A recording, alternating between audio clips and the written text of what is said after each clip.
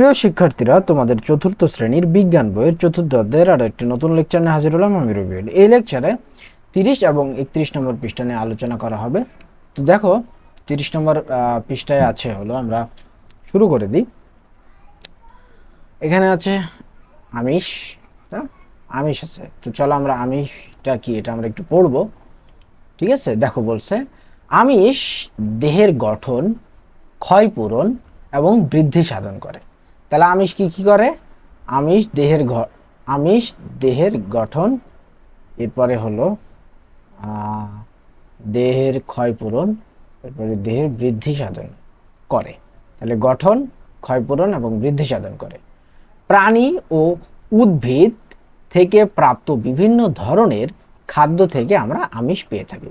তাহলে প্রাণী এবং উদ্ভিদ থেকে প্রাপ্ত বিভিন্ন ধরনের খাদ্য থেকে আমরা আমিষ পেয়ে থাকি। উদ্ভিদ থেকে যে আমিষ পাওয়া যায় তাকে উদ্ভিদ আমিষ বলে।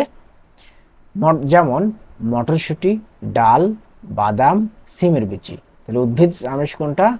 মটরশুঁটি, এরপরে ডাল, এরপরে বাদাম, এরপরে সিমের বিচি ইত্যাদি। এগুলো হলো উদ্ভিদ আমিষ।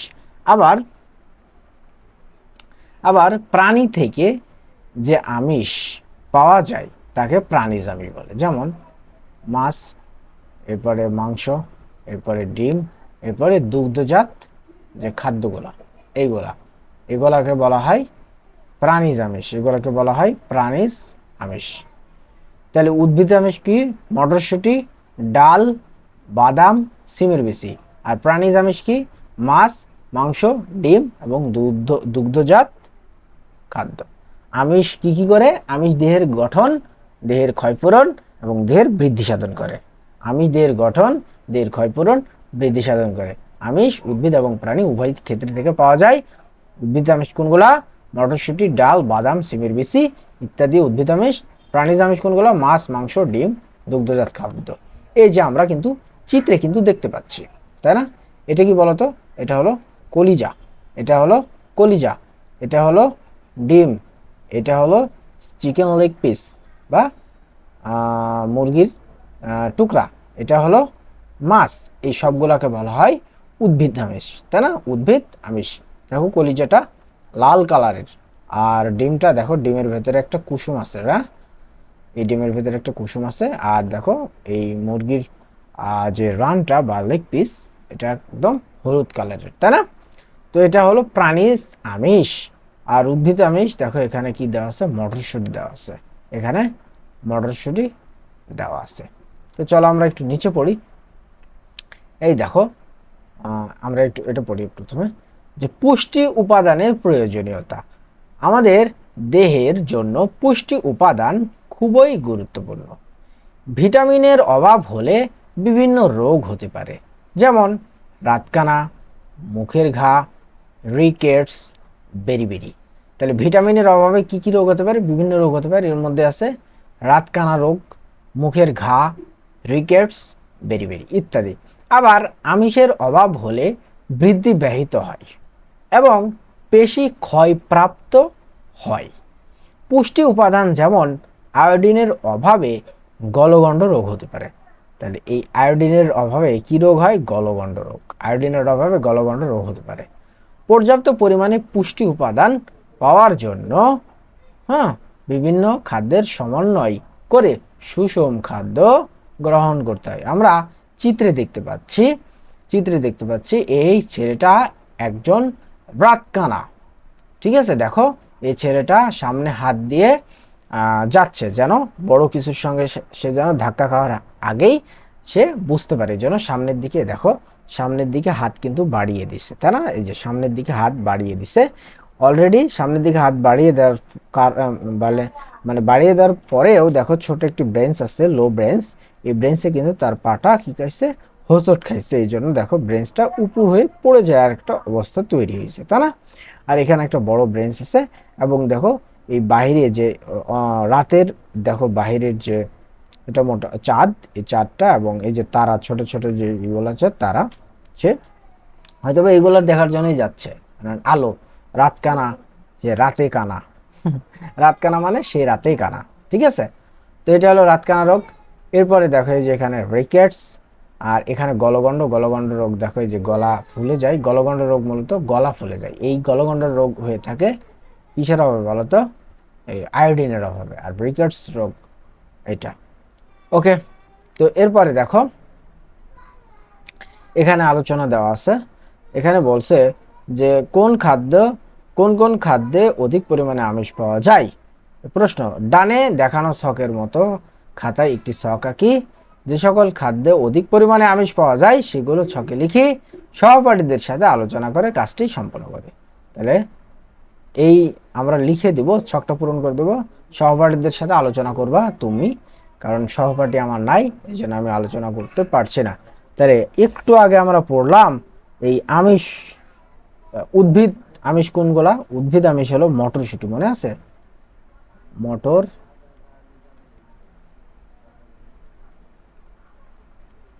মটরশুঁটি। এরপরে হলো ডাল, মটরশুঁটি ডাল।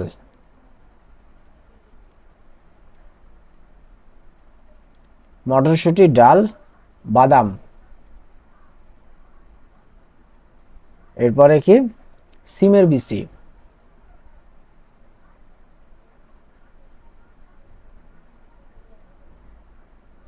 সিমের বিচি ইত্যাদি, এগুলো হলো উদ্ভিদ আমিষ। প্রাণী আমিষ কোনগুলা?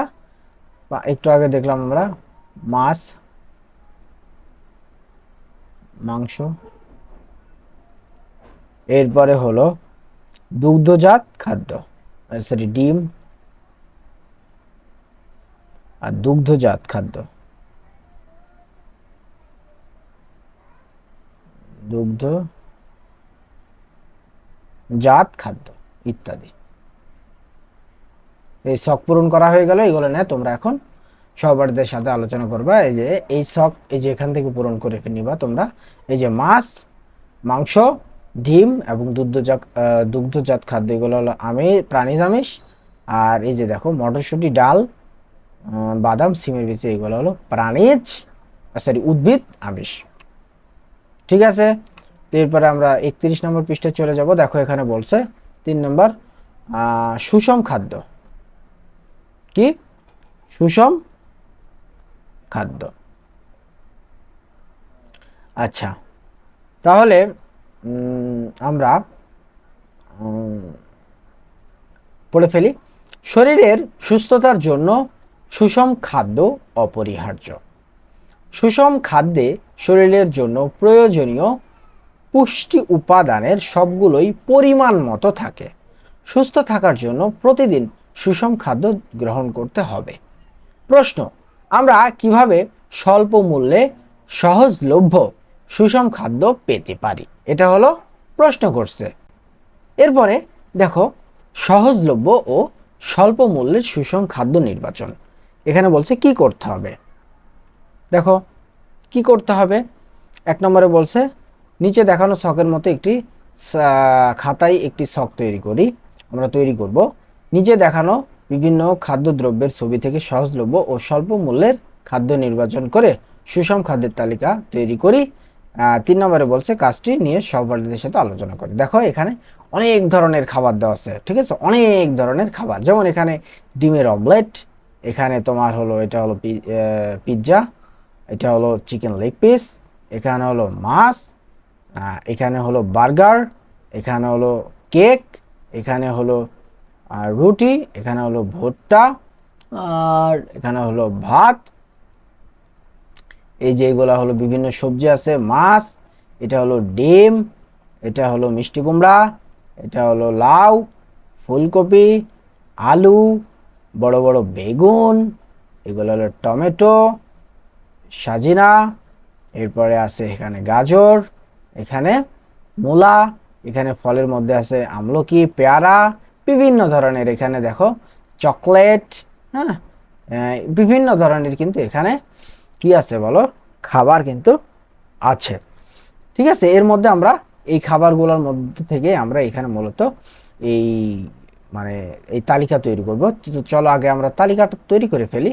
তো দেখো এখানে তালিকা তৈরি করতে, তাহলে আমাদের কি কি লাগবে এখানে আমরা দেখো, সকালের নাস্তা, দুপুরের খাবার এবং রাতের খাবার। তাহলে সকালের নাস্তাতে আমরা কি করতে পারি? সকালের নাস্তাতে আমরা রাখতে পারি রুটি, রুটি সবজি, রুটি সবজি, ডিম এবং কলা, পানি।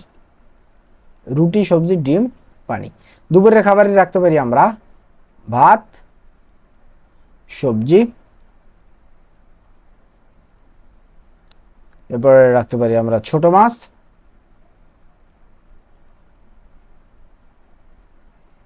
এরপরে রাখতে পারি লেবু, এরপরে রাখতে পারি পেয়ারা। এটা হলো দুপুরের খাবার, পেয়ারা এবং পানি, পেয়ারা এবং পানি। এবং রাতের খাবারে রাখতে পারি কি? রাতের খাবার রাখতে পারি আমরা রুটি সবজি, রুটি সবজি ডাল, দুধ এবং পানি। ঠিক আছে, এই হলো তোমাদের চার্ট, যেটা আসলে তোমাদের এই যে এখানে বলে দেওয়া আছে। এভাবে তোমরা করে তোমাদের সহপাঠীদের সাথে আলোচনা করবা। তো দেখো এখানে শেষ, নিরাপদ খাদ্য এখানে বলা আছে। নিরাপদ খাদ্য, খাদ্য শুধু সুষম হলেই হবে না, অবশ্যই নিরাপদ হওয়া প্রয়োজন। পচা, বাসি, দুর্গন্ধযুক্ত এবং ভেজাল খাদ্যকে অনিরাপদ খাদ্য বলে। পরিষ্কার পরিচ্ছন্নতা, পরিষ্কার পরিচ্ছন্নতা বজায় রাখা, খাদ্য টাটকা ও সতেজ রাখা, খাবার ঢেকে রাখা, খাদ্য নিরাপদ রাখার গুরুত্বপূর্ণ, মানে খাদ্য নিরাপদ রাখার জন্য গুরুত্বপূর্ণ। ঠিক আছে, তোমরা এই জিনিসগুলোতে একটু নজর কম দিবা। আমি জানি তোমাদের প্রত্যেকের জিভাতে পানি চলে আসছে এই যে আইটেমগুলো এখানে দেওয়া আছে, এই আইটেমগুলো দেখে। তো একটু ঢোক গেল, একটু ঢোক গেল, করার কিছু নাই। ঠিক আছে, আসলে এগুলো সত্যিকারের খাবার না বইয়ের, তো করার কিছু নাই। তো এই হলো তোমাদের লেকচার। আশা করি এই লেকচারটি তোমাদের অনেক হেল্প করবে। ধন্যবাদ সবাইকে।